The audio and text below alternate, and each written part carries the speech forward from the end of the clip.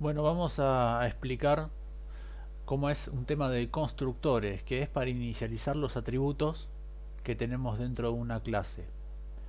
Cómo vamos a hacerlo en el momento que declaramos un objeto. Para eso lo que vamos a hacer es un ejemplo muy sencillo.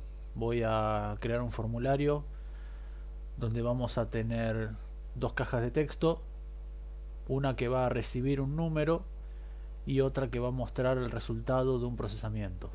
Ahí le agrego unas etiquetas para identificar qué es cada uno de esos controles.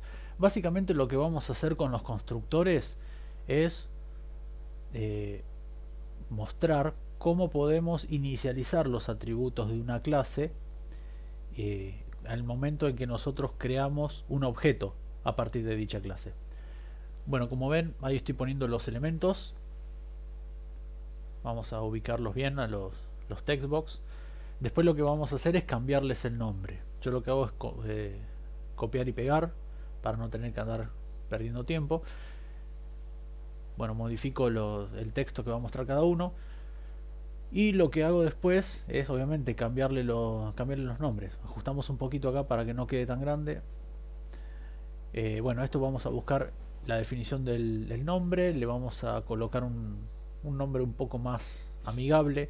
Esto ténganlo en cuenta como buena práctica. Siempre tienen que colocar nombres que hagan referencia a lo que va a realizar ese determinado elemento. Si dejamos el nombre por defecto, se va a prestar a la confusión porque no tenemos ninguna clase de referencia. Bueno, una vez que tenemos creado el formulario, ahora lo que vamos a hacer es agregar un nuevo elemento. En este caso vamos a poner una clase.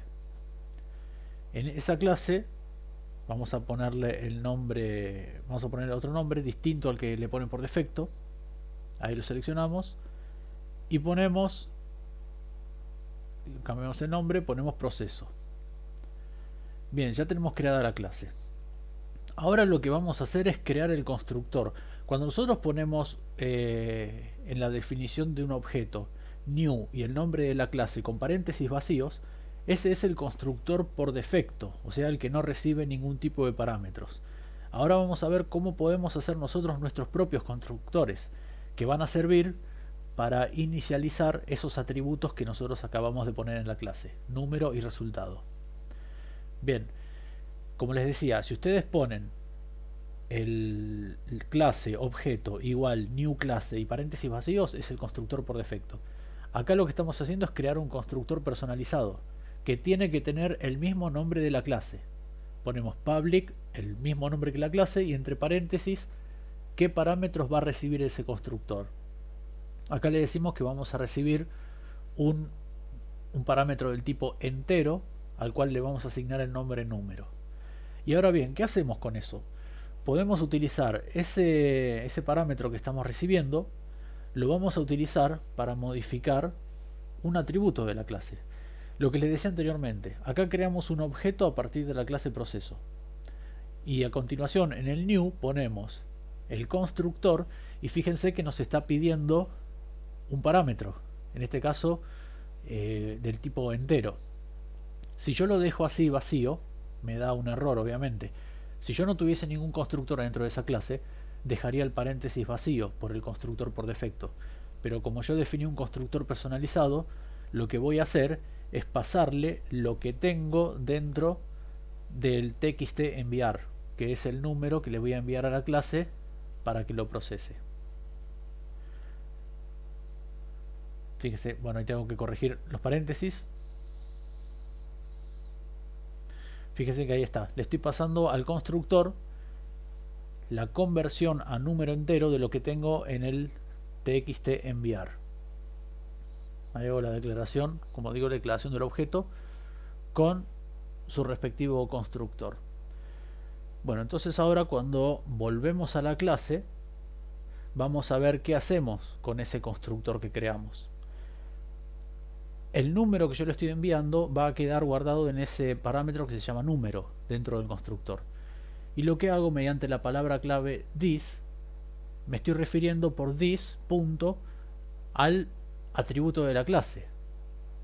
Porque, ¿qué pasa? Si yo pongo, como tienen el mismo número, el mismo nombre, Número sin el this se refiere al atributo, al parámetro que recibe el constructor. Y número con el this adelante se refiere al atributo de la clase, que es el que está arriba de todo. Bueno, y ahora lo que hago es crear un método que va a devolver un entero llamado calcular.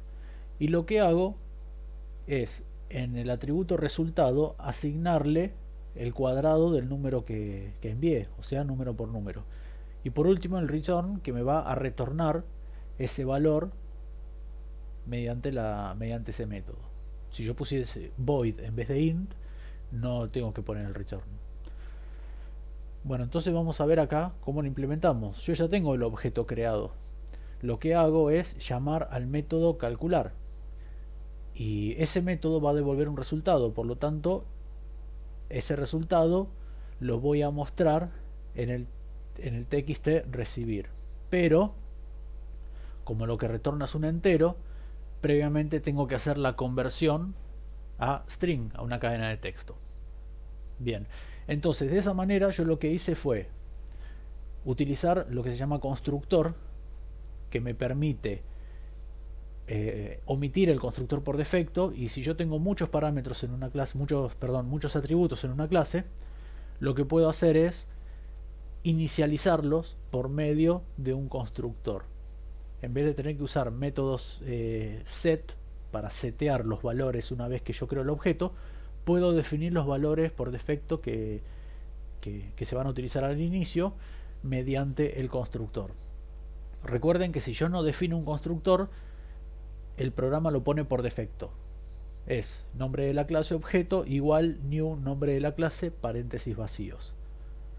Pero obviamente yo puedo crear tantos constructores como quiera. Pueden tener todos el mismo nombre. Lo que tiene que diferir obviamente es la cantidad de parámetros que va a recibir.